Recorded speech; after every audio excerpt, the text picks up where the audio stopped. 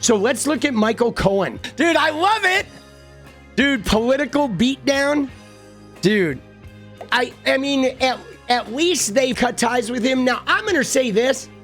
Listen to me, this, guys. I am going to say this. I totally understand, like, them, you know, wanting access and using Michael Cohen for Trump access. I personally would not have given him a channel, and I would have not given him the same amount of space that they gave him, because even though we got access from Michael Cohen, and even though it was nice to have him hear the stories, at his core, he's a fucking liar, and he was complicit, and he was a body barrier for Trump for a long time, man. So Michael Cohen says New York prosecutors pressured and coerced him, right? Dude, I mean, just reading this, it seems like bullshit, doesn't it? Doesn't it seem like bullshit, right? Michael Cohen says New York prosecutors pressured and coerced him into anti-Trump testimony. Yeah, they pressured and coerced him so much that he went anti-Trump for like years, right? He had an entire podcast aligned with left-wing media for like 4 years because he was so pressured and coerced. Dude, what a fucking dink, bro.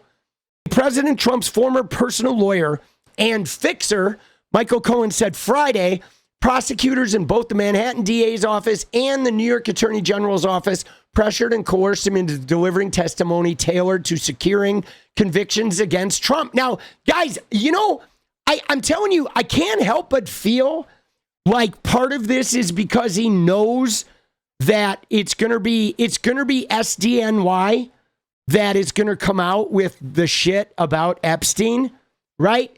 Doesn't it feel like he is trying to damage the credibility of SDNY because he knows the stew is cooking? New York is the center of this thing. Like Southern District, New York is the epicenter of this case. And I don't know, it just feels like he is trying to politically sort of come out and say, oh, yeah, these guys, you can't trust them, man. We know something's coming. The bomb is out there, guys. The bomb is out there. Cohen was a key prosecution witness in 2 New York cases against Trump, accused 𝗙𝗫𝗄 James and Manhattan DA Alvin Bragg of pursuing evidence aimed at Trump, saying prosecutors were uninterested in testimony that didn't fit their narrative. Now, again, though, guys, you ready for this? This is kind of a dumb statement because he says that they were pursuing evidence aimed at Trump, uninterested in testimony that didn't fit their narrative. But like, yeah, no shit, dumbass. If you're prosecuting a case, you're not looking for evidence that doesn't fit your narrative. That's the whole point of prosecuting your case. Dude, that's literally what lawyers do. You collect all the evidence that fits your narrative, and then you try to convince a jury of it. Like, that's the dumbest statement I have ever read in my life. So he's basically saying they were being good lawyers, right? Oh, thank you. I felt pressured and coerced to only provide information and testimony that would satisfy the government's desire to build the cases against and secure a judgment and convictions against President Trump. Dude, what a bullshit artist, okay? Dude, this guy is a bullshit artist. When I wrote that post, I felt pressured and coerced. That's how I felt. Now, those words, they appear to have caused an avalanche of comments that are being hurled my way. Dude, yeah, good. You're going to get more comments your way. Dude, he is perturbed, bro. You know what's funny is the way he's reacting here. I think he thought like nobody was going to make a big deal about this, right? He seems a little like bent. Dude, I don't trust him at all, dude. He's a scoundrel.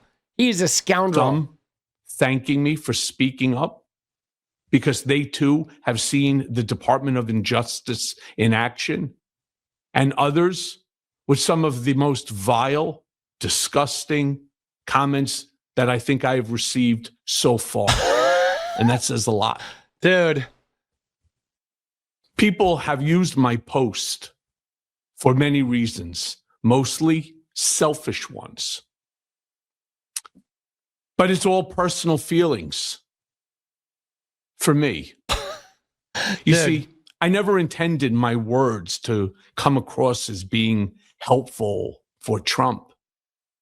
My trauma, my anguish. My trauma. As I talk about in my Substack. Dude, his trauma of like, dude, I hate to break it to you, Michael Cohen. Let me just tell you, I can't speak on your trauma because obviously your experience is your experience, but your trauma, buddy, is rooted in you being a fixer prick for a completely rogue, degenerate, corrupt, rapist, Epstein bestie. Okay, you covered for that guy. You buried the bodies. You hid the evidence. You pressured the women. You like browbeat the honest people while that man took advantage of them. Your trauma is self-inflicted, buddy. It's not about Alvin Bragg or Tish James. Your trauma is about you being a degenerate. You having dirty hands, boss. Dirty money, dirty hands. You being a contemptible criminal accessory for decades. And the minute you like paid any price for it, now like, oh, your trauma. Like, screw you, man. I want to more like the trauma of all the women you browbeated out of dropping lawsuits or criminal charges against the rapist you fucking fixed for. He's acting like, oh, yeah, no, I was the Buddhist fixer for Donald Trump. I was like the Zen fixer. Like, fuck off, bro. You're dirty. Like, you're lucky you didn't go to jail for 20 fucking years, right? You only went to jail for like misrepresenting the Congress and for, fudging on like campaign shit. You should have gone to jail for like burying all the bodies. Yeah. So I will explain why I think Ben Meiselas, why I think they didn't make a video, guys, because I think with something like this, you don't want to overhype it. Right? Like if he leaves and the owners of the network come out and, oh, we got to make a video, then you're basically saying, oh, this is huge damage control. Like all they did was they tweeted, oh, the minute they find out, the minute they see that shit, they tweeted, oh, by the way, we just canceled this shit. Moving on, right? And I think that's actually probably a better move to minimize him as opposed to like the leaders of the organization. Oh, we got to address this. They're just like, nope, this guy's a fraud. Next, right? Later, right? Fired with a tweet, dude. When it's somebody like that, you minimize it by just tweeting he's gone, and then you bounce, and then you don't ever mention him really again. You just act like he was just, like he was a janitor or something that you fired. Right? That's it. Like Michael who? Right? What? Can you spell it? How do you spell his name? C-O-H what? Can you spell that for me? Dude, I'm serious. That shit works, bro. Dude, janitors are great. Dude, janitors are useful. I'm not degrading them, but when a janitor gets fired, the company doesn't make a statement about it. Right? They just literally mail you a check. Okay? That's it. But dude, look at this. Look at his thing. And the irony, who among my loudest antagonists has risked everything like I have, who has appeared 7 times before congressional committees, faced 2 grand juries, and stood as a key witness in 2 trials that shook a presidency. Not them, me. Oh, he shook a presidency. My heart on fire, my soul exposed, my family on edge. Dude, this guy is just so oppressed. My emotional health shredded. My finances decimated. How about all the women that Trump raped, buddy? How about them, Michael Cohen, the ones that didn't have any money, didn't get to go in front of Congress? My nights haunted by fear and anxiety. Dude, I didn't outsource the risk. I lived it. I breathed it. And now I am judged by those who have contributed nothing, who have never paid a price beyond typing venom into a scream, dude. Oh, man, dude. This is so funny. And you know what's funny about this, though, is Michael Cohen, I don't really feel sad for you, boss, because you didn't even tell us the truth, bro. You know so much more about that guy. Like, you should have helped us put him in prison. But you didn't. You held back. You covered shit. You lied to 𝗙𝗵𝗹𝗪, boss. Like, who are you kidding, bro? We're not going to feel any sympathy for you, man, because you were a con the whole time, bro. You were a fucking con man, boss. Cohen knew it all. Okay, Cohen, everything we are going to find out. And remember this, guys. Every fudging thing, bro. Everything we find out about Epstein that comes out eventually after all of his obstruction and obfuscation, everything we find out about Epstein, Cohen knew. Cohen knew all of it. He was privy to all of it.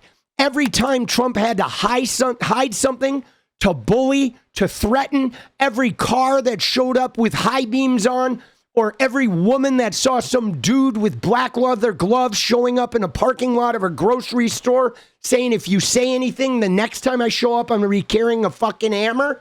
Every single person, every event like that went down, this motherfucker not only knew about it, he probably arranged it. So I'm sorry, Michael Cohen. Nobody anywhere is going to lose a goddamn second of sleep over your life being canceled or MeidasTouch giving you the boot. Because it's not like MeidasTouch, ooh, they let those voices on the internet convince them to cut ties. The minute they saw this, they knew you're a fraud, bro. They know you're up to shit. They know you're pulling some shit. And so they booted you, right? They booted you because you deserve the fucking boot, bro. Because you're not honest. You weren't honest enough. You have more information on this guy. You were like feeding us probably some bullshit the whole time. So yeah, man, cry me a river. All right, dude, he knows all of it. He knows all of it. Okay, literally, he knows all of it. Give me a fucking break, dude. We look at Donald Trump. Okay, look at Donald Trump. All right, think about this, guys. You ready? I'm gonna run something by you. Okay, what do we know about Donald Trump in the age of Twitter? The minute Trump has a thought, the minute Trump thinks about anybody, anything, he has to like broadcast it to the world.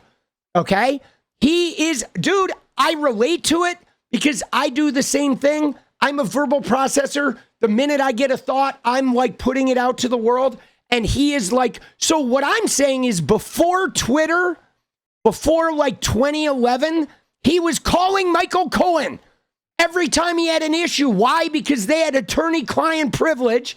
Anything he tells Michael Cohen, nobody can sue him. It can never be compelled into evidence. Every time he had an issue with Jeffrey Epstein, he called Michael Cohen. Oh, yeah, he's trying to get that property. I'm going to undercut him. I'm going to get that Russian money. Oh, my God, she's suing me for SA, right? Every fucking thing in Trump's life, he called somebody to tell them about it, to process that shit verbally, and get somebody to reaffirm, oh, yeah, you should do that. Yeah, you want me to handle that for you?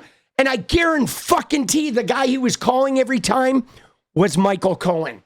So don't bullshit us and act like you were somewhere out on the wings. We know how Trump operates. We know how Trump operates. We've seen him in action. We know that he was a Michael Cohen every step of the way.